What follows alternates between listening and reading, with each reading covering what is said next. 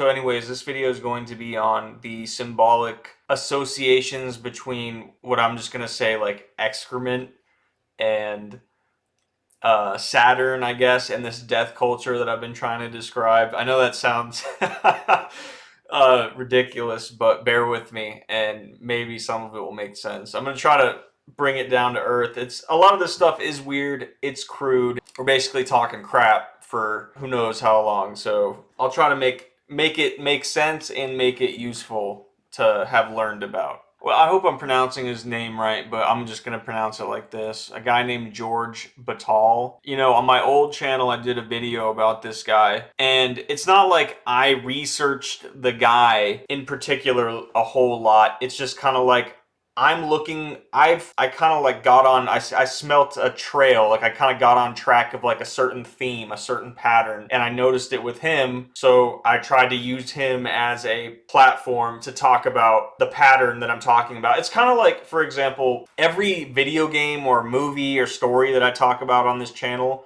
is not something I'm like intimately involved with and I've watched 100 times and studied. Some of the stuff, yeah, I played the game but some of the times I haven't played the game or I haven't watched the show. You know what I mean? It's just like I notice like, oh, that's something. Like I don't have to always see it in its entirety to kind of to pick up on certain patterns that I'm looking for. Sure, I feel like I lose a little bit something of something if I don't, watch the whole thing or play the whole thing or read all of this guy's books. I'll admit that, but I don't think I have to. Like I said, I'm just using this as a platform to talk about something else, and I feel like this is a good place to start to show you what I'm talking about. French philosopher and intellectual working in philosophy, literature, sociology, anthropology, consumerism, and history of art. His writing, which included essays, novels, and poetry, explored such subjects as eroticism, mysticism, surrealism, and transgression. His work would prove influential on subsequent schools of philosophy and social theory, including post-structuralism. All these things, this is all stuff that I shared on my like Instagram account and old YouTube channel years ago. So this isn't all fresh to me, but I'm just finally deciding to stop being lazy and comment over them. And I had highlighted those in the past, those parts. So I was trying to highlight how eroticism, mysticism, you can look at sex acts as symbolic representations of something, like they're archetypes for something. And I kind of, my broad archetype, my broad word umbrella term for the death archetype is Saturn. Like you could probably, when I say Saturn, I mean a lot of things, and I don't just mean the planet in the sky, although I do mean that too, I guess. I'm just trying to point out how sex acts can be symbolic in some way. This guy obviously felt the same or stumbled upon similar ideas and wrote about it. And I think, a lot of this stuff I already had suspicions about, and he just kind of confirmed it anyway. Like he kind of just, it's like, yep, it's exactly what I would expect. Yep, exactly what I would expect. And the transgressions part, we're going to get into way later, but transgressions in simple terms is like the disintegration of boundaries. Here's an established rule or an established division. Let's transgress that. And I guess sometimes that's good, but other times it's not. Like you might see in today, this is why I feel like YouTube's gonna not even allow me to post this, but like you might see today, like one obvious one is borders, right? America, Mexico, Canada, we have national borders. Countries are individuals, right? And that's increasingly less so. The head of the UN at one point, and he said arguing against globalization is like arguing against the laws of gravity.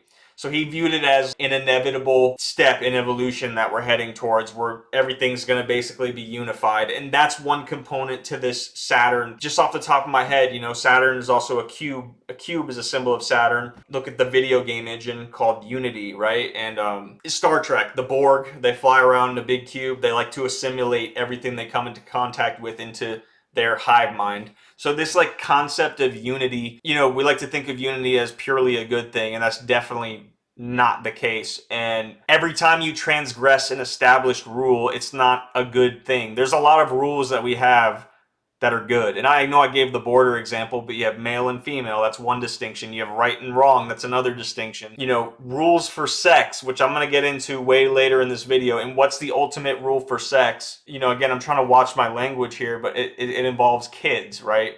So there's one ultimate rule for sex that we should probably not break that rule, right? There's certain people that their whole thing is like, whatever the rules are, let's break them, let's transgress them, let's dissolve them. Whatever the distinctions are, let's break them, let's dissolve them. It's the egalitarian mindset, you see. It's like, let's not have a distinction between this and that. There's no difference between this and that. And it's just like, a lot of people view that as a noble thing, and I'm kind of just not on board with it, or at least I see the obvious flaws with it. Anyways, let's move on.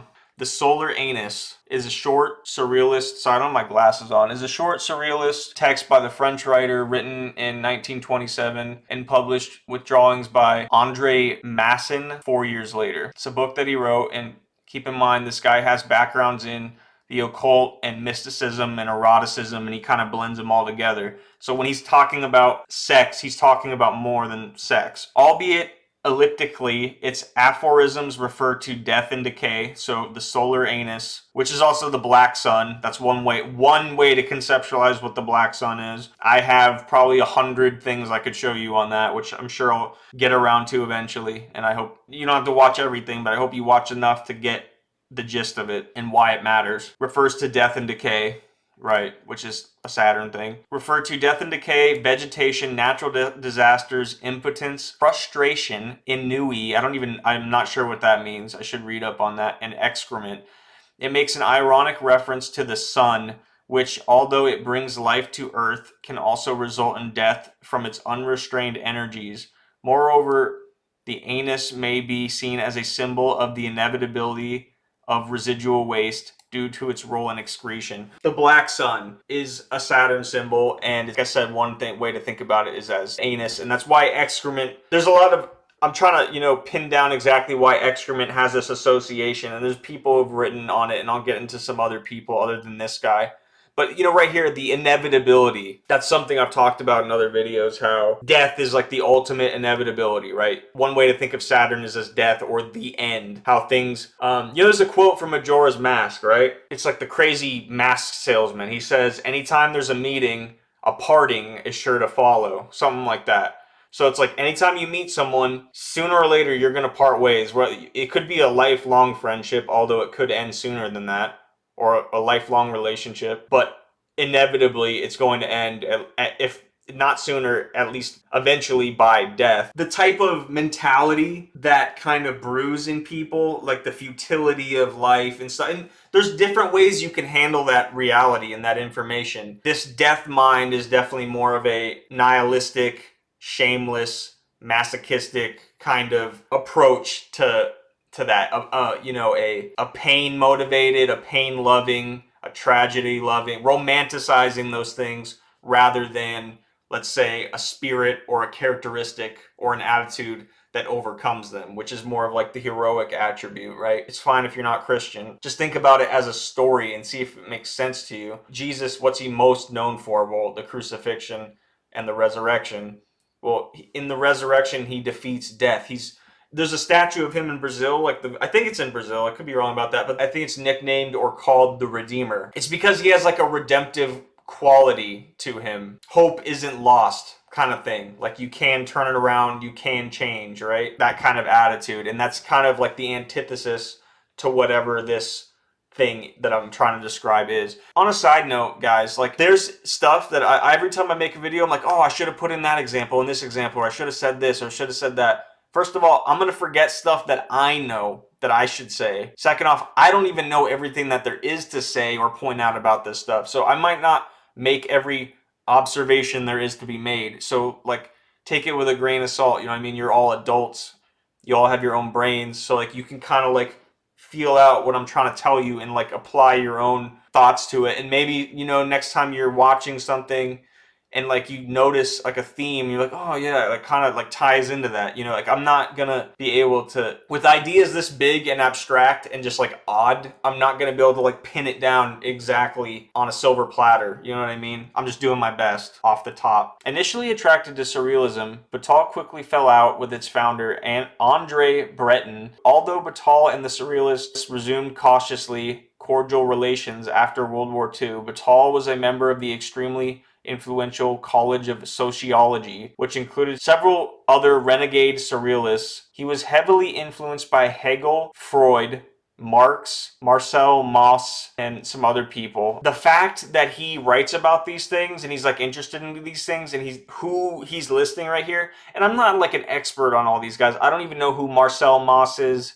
I don't even know who Marquis de Sade is. I'm not an expert on every philosopher. It makes sense that he has these communist like Marx, and we're going to see later on another example of that, because I believe that, how do I put this? Whatever Saturn is or represents psychologically, spiritually, archetypally, emotionally, if there was a political manifestation, if there was a government built around a Saturn ideology, whatever that means, it would be a communist government, or at least like communist 2.0. It'd be some variation of that. And in my opinion, that's why in the Soviet Union, that flag, their flag has the sickle on it. In my opinion, I think that's what it is. It's not a symbolic reference to the tools of the proletariat. There's a lot of stuff I could show you about them as well. As far as Saturn worship, I'm convinced that the Nazis were on the same. It's kind of funny too. It's kind of like you have these two sides that are supposedly, you know, I'm not saying they didn't fight each other, but like they're supposedly so different and they're fighting each other, but they're flying the same flags. As far as like, I don't see their rivalry as a legitimate thing. I think they're tapped into the same spirit. That's what I'm getting at, and I don't want a part of either of it. I don't want to have anything to do with this death stuff. You know, I'm on the side of the hero. I'm on the side of redemption. I'm on the side of hope. I'm on the side of life. I'm on the side of prosperity. I'm on the side of freedom. I don't know what this stuff is. I'm trying to make my mind and my heart as organically repulsed by this stuff as I can possibly like spiritually muster, and I think that's where the solution lies to whatever's happening to the world. Okay, let's continue. Fascinated by human sacrifice, he founded a secret society, the symbol of which was a headless man. According to legend, Bataille and the other members of the group each agreed to be the sacrificial victim as an inauguration. None of them would agree to be the executioner. Bataille drew from diverse influences and used various modes of discourse to create his work. His novel, Story of the Eye, which I'll talk about in a minute, published under the pseudonym Lord Ouch, literally Lord to the Shithouse. So this guy, he writes about solar anus. He's got all these associations, all these influences, and to you, maybe these things seem inconsequential or unrelated to each other. To me, it's just like, exactly. He would have a pen name, Lord to the Shithouse. The novel is introduced by a scene of extreme degeneracy in a London hotel room, followed by the narrator's description of a dreamlike encounter with the Commendator, English the commander, Trotman has to choose between the abject dirty and her associations with sex, disease, excrement, and decay, and the Lazare and her ethical values of commitment, resistance, and endurance. There's a guy, he has to, from what I've gathered, I haven't read the story, but just from what I've gathered, there's a guy, he has to pick between two different types of women. One woman is sex, disease, excrement, and decay. The other one has more what you could say are actually like good qualities, and he chooses dirty. Her name's even dirty. Like literally, that's her name. And he chooses the bad one. And that's the kind of thing that I'm talking about, like a death mind. I'm gonna talk about a song called by Funkadelic in this video called Maggot Brain. And you know, I'm not gonna act like I understand exactly everything he's saying, but it 100% ties into this. And I'm gonna only talk briefly about it, but that's when I say death culture or death mind, maggot brain is just another way of saying that. There's something in us that, you know, loves darkness, and associations with sex, disease, excrement, and decay. Like, imagine consciously picking. It's kind of like, Stockholm syndrome, or like loving what's bad for you. It's a mental illness. It's an actual like insanity thing. That's how I'm starting to see it. Or a sick person, to be more empathetic about it. There's a mental illness slash insanity quality to that. I'm not trying to be like prude or like whatever, however you want to describe it, but like, listen to the music that you're being hit with. Look at the TV that you're being hit with, and like, pay attention to the aesthetics. Like, I have an Instagram. It's literally that and YouTube are the only social media I have. Look at the aesthetics that people the aesthetics, I guess, the type of characters that people are being drawn to, and the aesthetics that people are tapping into, the spirit that people are buying into. It's not even all organic. Sure, we have like these natural tendencies inside of us, but they're being cultivated by a system that wants to see your potential basically squandered and have you roll around in your own crap and mediocrity. I really feel like that they're intentionally trying to do that to me and to you and to everybody. And it's just like, why would you buy into it? Why would you tolerate that? Why would you not fight back? Why would you not try to be better? And I'm just not, it's not about pointing at other people. I'm not trying to point at other people. It's about, okay, because this is where the usefulness of this stuff comes in. Because I'm trying to be useful. Always turn it around and be like, okay, how am I guilty of this? Let me identify things in my life or things that I'm taking in that are like this, and see how my own like heart might be corrupt in some ways, and let me try to rectify that and improve and like stop being mediocre. Troutman realizes he respects her for her social conscience, but sees her as a rat. That's interesting. And chooses Dirty instead. He chooses Dirty. He travels with Dirty to the hometown of Karl Marx, where the two copulate in the mud on a cliff overlooking a candlelit graveyard. Do you think that's an accident? That he's writing these things like next to each other? Okay, we got Karl Marx's hometown. We're in the dirt and we're overlooking a graveyard. Like, death, death, death, death, death. Like, it's not... You need to start connecting these things and realizing that they're like the same thing. And I'm going to call it Saturn or death. That's like the two things I'll call it. And that's sick. That's like... And I get it, like... In stories, like, art doesn't really have like a limitation. Like, I'm not trying to make it illegal to like make a story that's like not a good ending, or that doesn't always put the hero as the paramount thing. I get it. But when you read that and you take it in as like something that you're in, and like your reaction to that should be like, oh wow, that's horrible. It shouldn't be like you're so into the story that you are that you like that, or you like are starting to like be turned into that direction or something. They see a Hitler Youth group lending Dirty a vision of war to come and their probable deaths. Troutman leaves her to return to Paris. This is a topic that'll come back for another video, and I'm only including this one because it's a little bit off topic, but it basically confirms that he knows what he's writing about. Because before I even knew who this guy was, I was already saying, oh, because he's talking about the Minotaur in a labyrinth. Before I even knew who this guy was, I was like, oh, okay, I had a list of like all these things, but I've found, I feel like, are Saturn symbols. One of them was a labyrinth, which is also associated with the Minotaur because of the Greek story. Another one was the Black Sun. So he writes, and death and all this stuff. He was onto the same thing I am or was, and it's not an accident. He has some understanding of the occult, and he's onto the same concept I am. I'm not saying he's I don't know anything about this guy, but just reading this stuff, it doesn't, I don't know, whatever. It doesn't matter what I think about him. The theme of the Minotaur and or the labyrinth has already appeared in the work of several artists and writers, as well as a number of drawings that Pablo Picasso had made on Greek mythology subjects. In the age of Freud,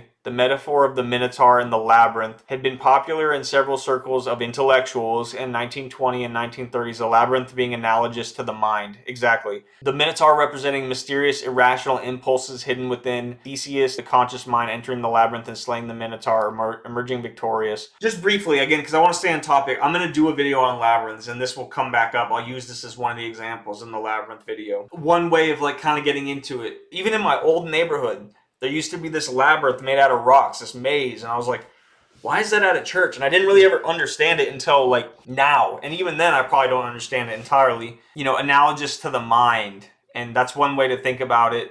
And you're trying to navigate the subconscious consciously. And I think that's one thing that's worth thinking about, is that you're not transparent to yourself about who you are. Like, you think that you have certain values and you think you know who you are. That's why we even have psychology. Why would we spend centuries studying the mind if we were completely transparent to ourselves? No, we're trying to figure ourselves out all the time. You know, you're motivated by things that you don't understand, and you probably always will be, but you can fight back. Russell Brand, of all people, said one time, I think he's talking about addiction, he's like, you're either running a conscious program or you're running an unconscious program. Either way, you're running a program. By program, he means like thoughts, emotions, and actions, and like a value system that you're not aware of, and you can bring them to the conscious mind, I'm sure to some extent, maybe not entirely. Understand what you're being motivated by and have some control over it if they're not desirable qualities, let's say. Another way I think about it is navigating through life itself. Like you're in the labyrinth, you're in the maze. That Bible verse about walking through the shadow of the valley of death, and I think we're already in it, and I think that's kind of what the labyrinth is. Anyways, this isn't a video on that.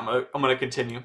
Furthermore, he argues that he does not believe the story of the eye is necessarily a pornographic narrative, given that these structuring chains of metaphors do provide coherent underpinning sequences. Again, that's what I'm going to get into a little bit later too with Dante's Inferno, is like, it's less about the sex act and it's more about what it means underneath it as like a symbolic like tool or a literary tool. He says provide a coherent, like, and I do think it is coherent to some extent. I know this is weird and abstract, but it is like, it's coherent enough to make sense. Or cultural references. American rock band Marilyn Manson, which is not a surprise that given what he likes to tap into aesthetically, likes to reference this story in his music video, 2012 music video for Born Villain. And again, I haven't looked this stuff up. I don't know what that song says or what it sounds like. I don't really listen to Marilyn Manson. But Born Villain, singer-songwriter Bjork was inspired by the book. See, for example, the music video to her song Venus as a boy. It's just weird that these things, it's weird that George Batal writes about this stuff, and then the people that are tapping into his work to make art, their own art about it, they in turn make some stuff, and it all fits the same narrative, and it's really weird. The story, it's a tiny book, and it's called On Bullshit. So if you look that up, you'll find it. When we characterize talk as hot air, we mean that what comes out of the speaker's mouth is only that. It is mere vapor. His speech is empty, without substance or content. His use of language, accordingly, does not contribute to the purpose it purports to serve. No more information is communicated than if the speaker had merely exhaled. There are similarities between hot air and excrement, incidentally, which make hot air seem especially suitable equivalent for bullshit. Just as hot air is speech that has been emptied of all informative content, so is excrement.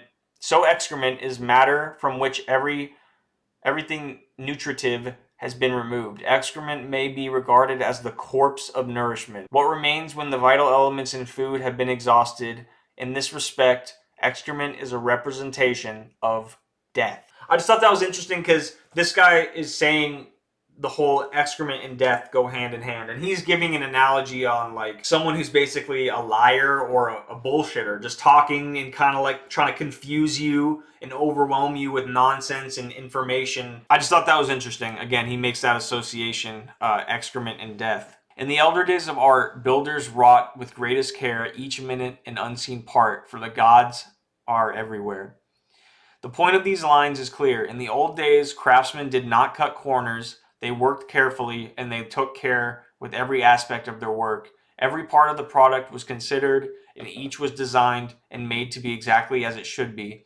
These craftsmen did not relax their thoughtful self-discipline even with respect to features of their work which would ordinarily not be visible. Although no one would notice if those features were not quite right, the craftsmen would be bothered by their consciences. So nothing was swept under the rug, or one might perhaps also say there was no bullshit. It does seem fitting to construe carelessly made, shoddy goods as in some way analogous of bullshit. This is a really good one, and this speaks on, like I described as like multiple components to a death culture or a death mind or like a death-oriented person.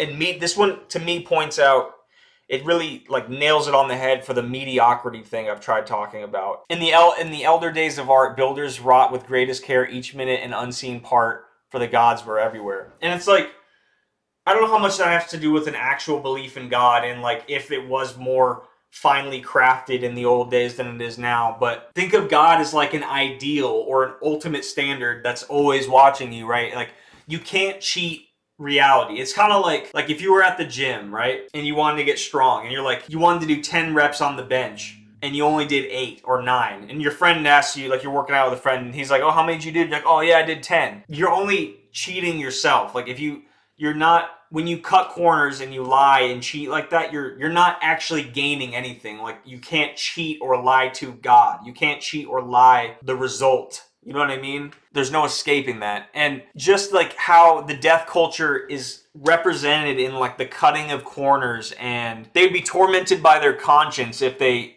even by details that would be not even noticed. It was just about like it's about the principle of the matter, right? And putting everything that you can into your craft and into your product and into your work, not looking for shortcuts or easy ways out and things like that. And I think that's I think he said it better than I can, honestly. So I'll leave it at that. You know, this is something I just threw in kind of last minute. And again, there's a ton of examples of this stuff that I am probably overlooking or forgot about. So this is an interesting one. I don't know too much about the actual specifics of the story, but it's called The Devil is an Ass, right? That's kind of like one way of saying everything else that I've been saying in this video. And the reason I kind of even bothered to include this is The Devil is an Ass is a Jacobean comedy by Ben Jonson, Jacobean or Jacobin. If you look up the Jacobins or the Jacobins, their role in history and like what their political affiliations are and associations are, they tie into, like I was saying, like how, I mean, to put it bluntly, I hate to even frame things politically because I don't even really care about politics, but they do like mean something underneath it. Jacobins or Jacobins typically have a like Marxist, liberal, communist association to them. There's the Stone of Scone, or the I think it's also nicknamed Jacob's Pillow. And I think it has something to do with like the coronation of kings and stuff. Basically, it's saying all these different like unnatural political affiliations, linguistic perversion, usury, things like that. And it says to emphasize a symbolic form of SODOMY over the literal act. And that's kind of what I've been getting at anyways. Sexual orientation is consistent with strong theological and legal declarations in the Middle Ages, condemning such activities for being contrary to nature. In Dante's day, male-male relations, often between a mature man and an adolescent, were common. Here is the main point, and there's a clip from E. Michael Jones that I'm probably not going to use because it's long, and I feel like there's no way YouTube would let me post it. Dante's treatment of usurers, on the other hand, is consistent with how usury was condemned. Based on biblical passages, fallen man must live by the sweat of his brow. Jesus appealed to his followers to lend, expecting nothing in return. Medieval theologians considered the lending of money at interest to be sinful.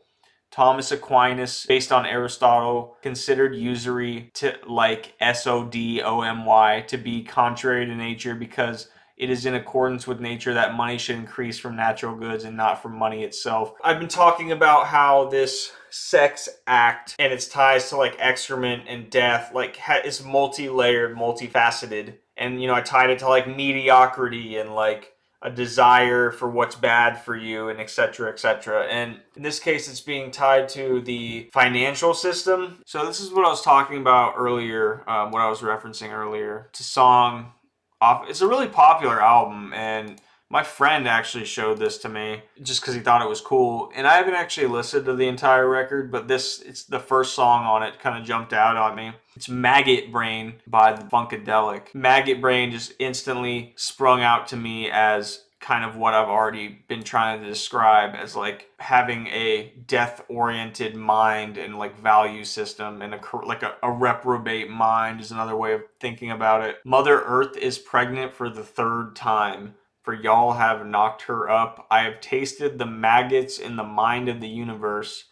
I was not offended, for I knew I had to rise above it all or drown in my own shit. I don't really know what he's getting at with this Mother Earth is pregnant for the third time and we knocked her up and stuff. The primary part I that jumped out at me was I've tasted the maggots in the mind of the universe and I was not offended, for I knew I had to rise above it all or drown in my own shit. You know, maggots in the mind of the universe. I don't know exactly how to take that other than like maybe the unpleasant realities of being and existence. And I just like the part, particularly the last two lines, for I knew I had to rise above it all or drown in my own shit. And it's just like this whole death mind, this whole maggot brain. I just like how I'm talking about how you romanticize tragedy and put romanticize slash put on a pedestal pain, tragedy, suffering, trauma, all this stuff above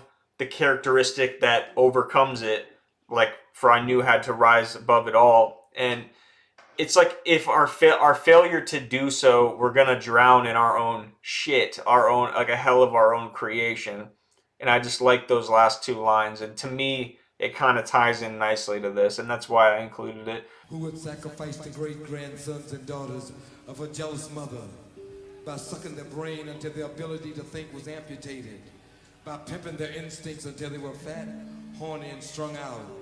In her neurotic attempt to be queen of the universe, who's this bitch? We are just a biological speculation, sitting here vibrating, and we don't know what we're vibrating about. But when the animal instinct in me makes me want to defend me, it makes me want to live when it's time to die. Do y'all see my point? Free your mind, your ass will follow. I believe in God, and I am concerned. But when the laws of man are not just, equal, and fair, then the laws of nature will come and do her thing. She does not think. She works by instinct. Survival is her thing. Do y'all see my point? Maggot brain is a state of mind. And then the condition and position of your ass. Funkadelic. Maggot brain. Like, maggot brain is a state of mind. And the whole mother thing, I know Saturn's depicted as like a masculine force in many like illustrations. I actually don't really agree with that. It has a feminine quality in my mind. It's at least, it's either feminine or like a man pretending to be a woman or a woman pretending to be a man, something like that. Like, symbolically speaking, I know it's not, but it's interesting to think about, especially given what's like going on in the world today, like cultural movements and stuff. This is just an illustration of Beelzebub, right? And Beelzebub is another name for a demon or possibly Satan himself. In theological sources predominantly Christian, Beelzebub is sometimes another name for the devil, similar to Satan. He is known in demonology as one of the seven princes of hell. The Dictionary Infernal describes Beelzebub as being capable of flying, known as the Lord of the Flyers or the Lord of the Flies. And, you know, we all know that famous book, kids on an island stranded somewhere, and they slowly but surely go crazy and they end up killing another boy. I've read that the Lord of the Flies, the reason it's called that is they're referencing Beelzebub, and it's kind of a reference to like the corruption of their mind and their character, and or the degeneration maybe even of their mind while they're on the island and they become like murderous. You know, I've also heard in other instances other than Beelzebub being referred to, other than Beelzebub, with flies being like having a symbolic association with demons and such. And why that ties into this whole like excrement theme is, I mean, think about how flies behave in real life. And we were just talking about maggot brain. Well, what is a maggot? It's a fly. You know, flies like and maggots like to go around death and excrement and, you know, unpleasant things, and they seem to gravitate towards those things. Like we have that saying, like flies on shit, right? So it's something that they are attracted to and they gravitate towards. Kind of like there's another verse in the Bible: as a dog returns to his vomit, so does a fool return to his folly, right? So the same way a dog will like eat up its own vomit, like something that's gross that belongs in the trash, a fool will keep repeating the same mistake. And having this weird, like, contradictory, like, double-minded attitude about it of, like, oh, I hate it, but I love it kind of thing. Or they might just outright love it if they're really, like, kind of completely gone. You know, I had a friend a long time ago that would talk to me about. He's like, oh, and he's like, oh, he's like, you know what a fly symbolizes? And he said persistence, or he said persistence, and I didn't really think about it at the time. And persistence does make sense in one way. Like, yeah, they'll keep landing on you or the poop or whatever.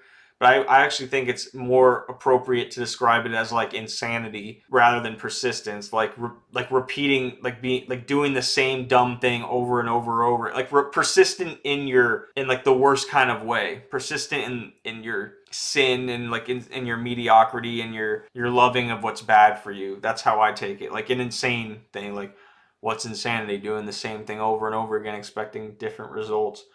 And the key is what I'm saying here is to stop being the fly and stop loving the shit. You know what I mean? It's really like what it comes down to. I thought this was interesting in the illustration of Beelzebub. They have the skull and the crossbones on his wings. Of course, right? Because I'm telling you, it has this association with death, and it's the same reason the pirates flew it. I was scrolling through HBO Max, and they have a show on there called "Our" or "This Flag Means Death" or "Our Flag Means Death," and it's a show about pirates. And I mean, we all like know that. I guess it's like a skull and bones on the flag. What else could that mean? But I don't think we really grasp.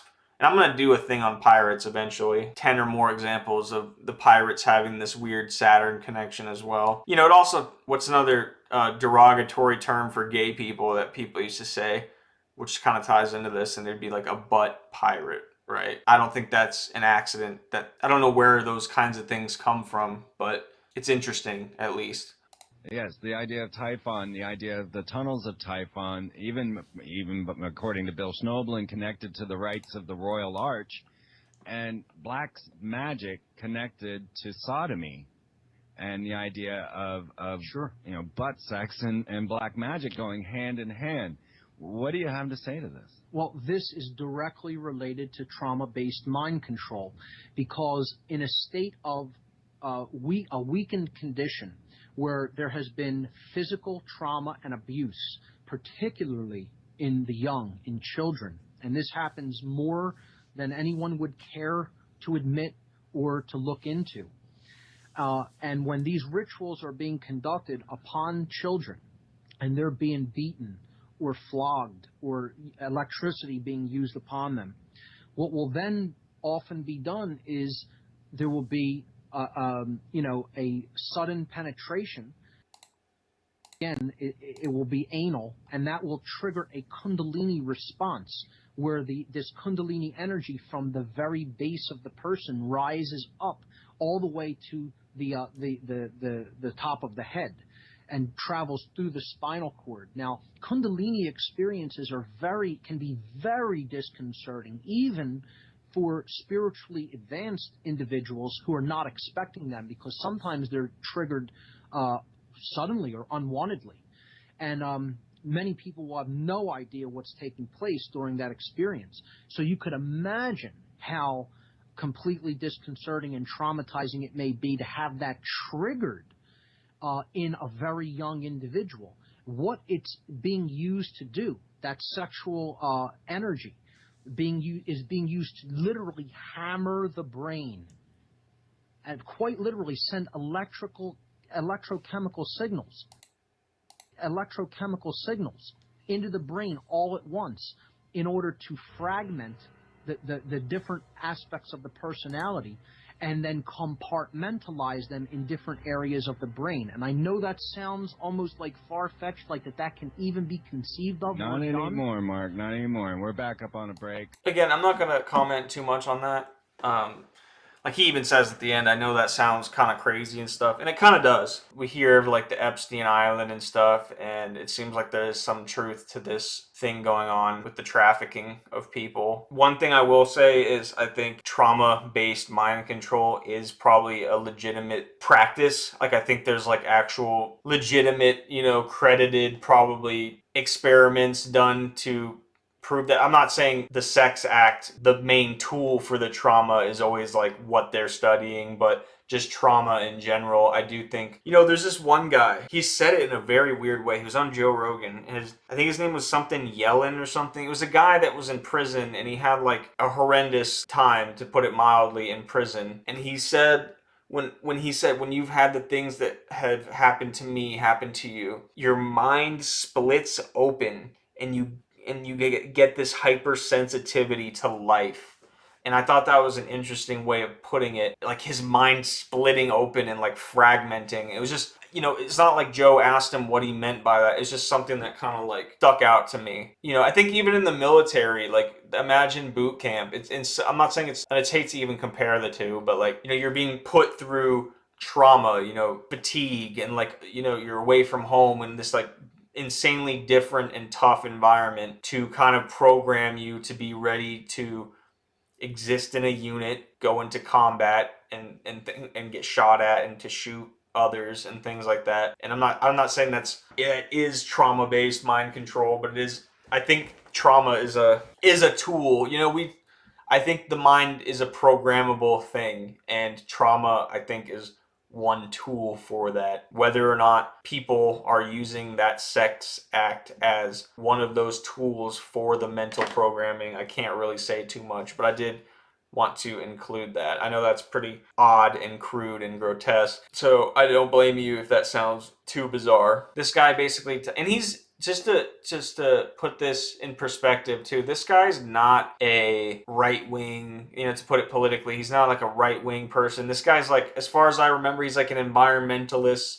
He's a liberal. He's just pointing out some things he notices about the founding fathers, let's say, for queer theory, which is like the psychological or philosophical backing to some of like the LGBT practices and stuff. And I'm pretty sure this guy doesn't hate any of those people. I'm pretty sure he probably advocates for their rights in most cases. He definitely doesn't want anybody to get hurt or anything. I feel like that's worth prefacing, because he's at some university or school or public speaking space where people are yelling back at him, and he's really not saying anything wrong. He's being respectful, and I feel like he's being reasonable in like what he's saying. And I'll just play the clips, and I think he does way better than I could.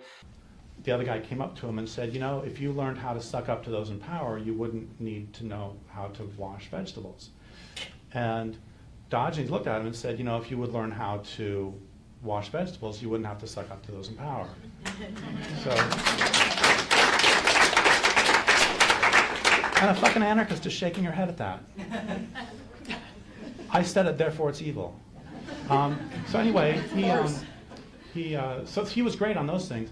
But the problem with Diogenes, or one of the problems with Diogenes, was that the oracle at Delphi had told him that his job in life was to deface cultural currency. And what that meant is that he was supposed to violate social norms. And so this manifested in him defecating in the theater. Remember I read the thing about how from the beginning anarchism has had this problem? So he would defecate in the theater because no one's going to tell me where I can and can't defecate. He would masturbate in the public market, which the whole public sex thing that's pushed by anarchism goes all the way back to that as well. And he would violate all social norms. And so here's the problem, is that, or one of the problems, is again this sort of black and white thinking where just because there are some social norms that are oppressive, therefore all social norms must be destroyed.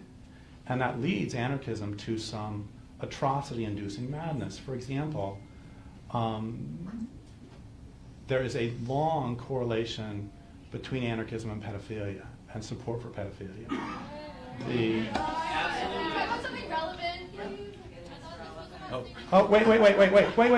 That's a beautiful line. Thank you so much for asking. How about something relevant? I've been talking about rape culture all day, and pedophilia and the support of pedophilia is not rape culture. At the very start of this video, I talked about George Batal, and like one of his key things was transgression, right? Well, he's talking about, some story where an oracle tells this guy where it's his destiny to be perpetual like transgressor of cultural norms or societal norms. And he's pointing out there's rules that exist that are good. Every rule isn't oppressive, erasing the distinction between things. And any rule that exists, let's get rid of it. And we're obviously seeing that, we've broken several rules that existed with sex. And sure, some you could probably say the rules that existed were oppressive, or at least some of them were. But we have some that probably make sense, like animals and kids. We should probably keep those rules. But some people, if you follow, he's gonna expose it even more with the people who created like queer theory and like some of the stuff they say. But if you follow the logic of the base philosophy of like, oh, let's just be transgressors, that's kind of where it can or could or does take you. Actually, it seems you're acting like this is a spurious connection. So we're going to play Jeopardy. We're going to play queer theory. We're going to play queer theory, pedophilia, Jeopardy. Okay, answer. Commonly called the godfather of queer theory. Who is Foucault? Who is Foucault? I got it. Okay, 100 points. Foucault. Another way to ask this is who argued, no, I guess the answer would be, argued for the eradication of age of consent laws as in down to infants. Who is Foucault? The author of the founding document of queer theory. Who is Gail Rubin? And since you're not believing me, quote, this is in the founding document of queer theory. Like communists and homosexuals in the 1950s, boy lovers are so stigmatized that it is difficult to find defenders of their civil liberties, let alone for their erotic orientation.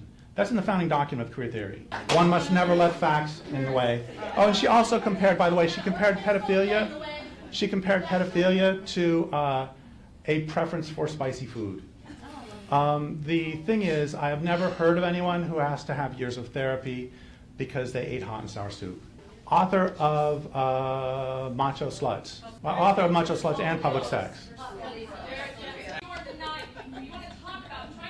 That was another thing I pointed out as far as like societal rules that we have, public sex, and obviously, apparently, there's some people like advocating for. I think that's a good rule. I don't think people should be having sex in public or being nude and doing lewd acts in public. A lot of the, that's one of the complaints people, I think it's a valid complaint that people have against like pride parades and stuff, is there'll be like nudity or like just overtly sexual imagery in public, which is kind of like, I guess, okay, we're adults, but then there's kids around too, and that's where people really get like annoyed with it. I would say even if there wasn't kids around, I don't know why that has to be paramount or like that has to be on display. It's not because I'm just prude. I just think that's like unnecessary, and I think it's a little bit grotesque.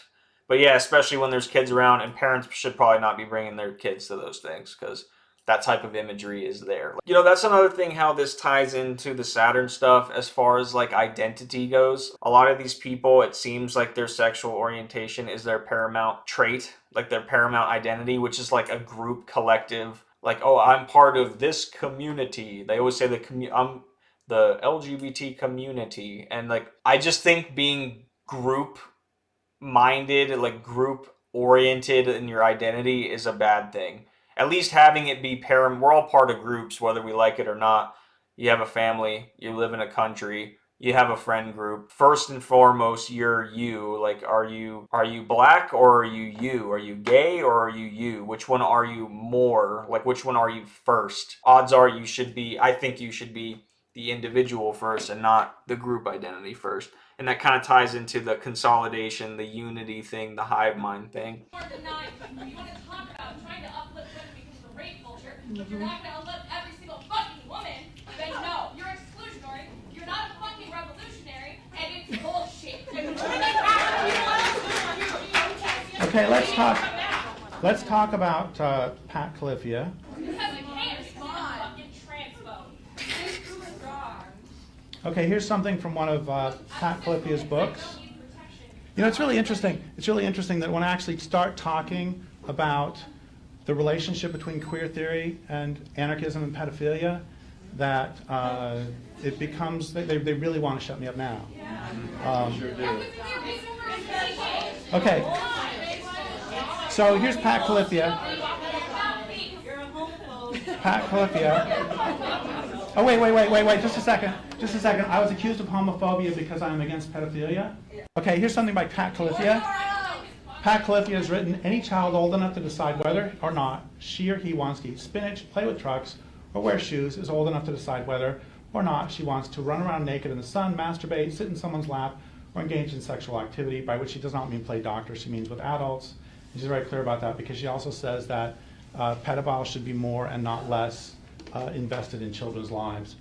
Okay, so we're at 300. The most famous queer theorist of today. Answer. No, it is not Judith Butler. Who is Judith Butler?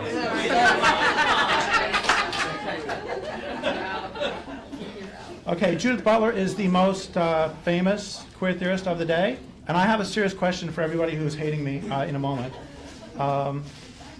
Except I have to spell intergeneration correctly. So Judith Butler wrote, so I keep adding this qualification. When incest is a violation, suggesting I think there may be occasions in which it's not. Why would I talk that way?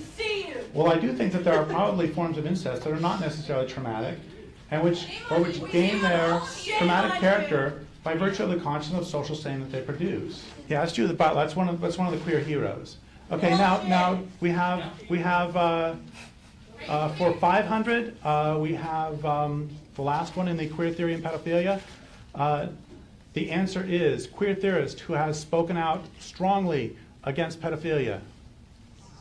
Zero. Who is no one? Who is no one? Not a single one. Because the entire thing is based on transgressing. Yeah, I know. Dear fucking God. You know, and real quick, again, I don't remember this guy's name, but he's obviously someone that's not like, he's someone that exists in their world a little bit, right? Like, he's talking about rape culture.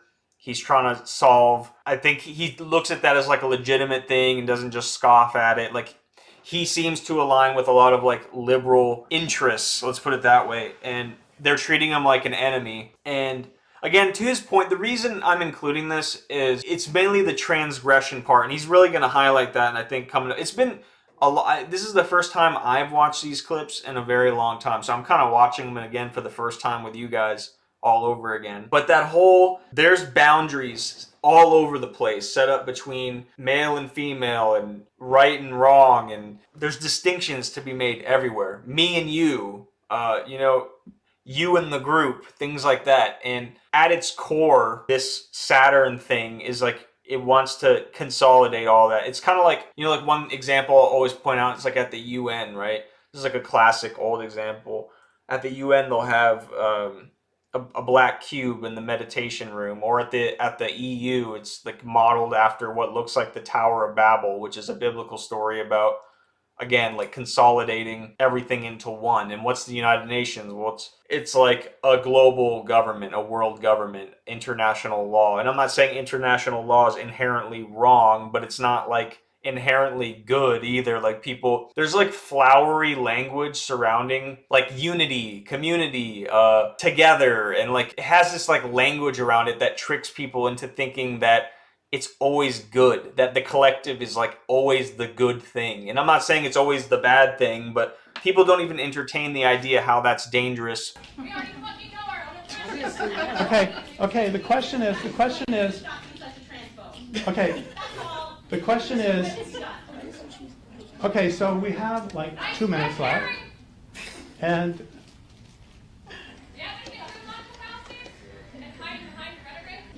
Do you believe that all queers are pedophiles? oh, of course not.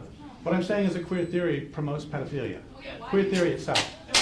And I gave citations from actual queer theorists. Or we could talk about Allen Ginsberg. He has some dreadful lines about how children would get used to our lovemaking if only the adults would stay out of it. Hakim Bey, for God's sake.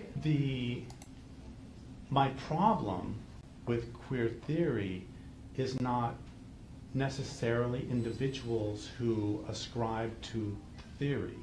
There are decent people who are Christians. There are decent people. My problem with queer theory is its foundation in postmodernism, and it's David Halpern is a pretty big queer theorist, and one of the things he says is that queer is by definition, against all that is normal.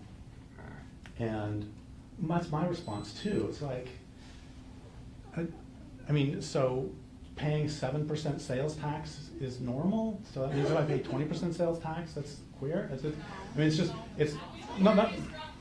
So the point is that my problem with queer theory is that it is based on a blanket attack on all that is considered normal. The point is that even within a horribly oppressive structure, there are still norms that are worth keeping. And so my problem with queer theory is that one of the problems with queer theory is it is too broad of it doesn't have the capacity in its formation from the beginning. It is based on transgressing norms. That's what it's based on. But again, some norms should be transgressed and some norms should not be transgressed. So just common sense stuff, and there's people yelling at him like, you're not wanted here. Literally just like the old saying, don't throw the baby out with the bathwater. And he's even being totally reasonable. Do you think every queer is a person that, you know, advocates or messes with kids? And he says, of course not. He's saying, but like the founding fathers of it, the original creators of like, or like people who at least helped document and like conceptualize or write down the philosophy, all advocated for it. And he's just pointing out that the whole thing revolves around transgression. Anyways, that's all the commentary I have for this video. It's gone on a lot longer than I wanted it to. Thank you guys for watching.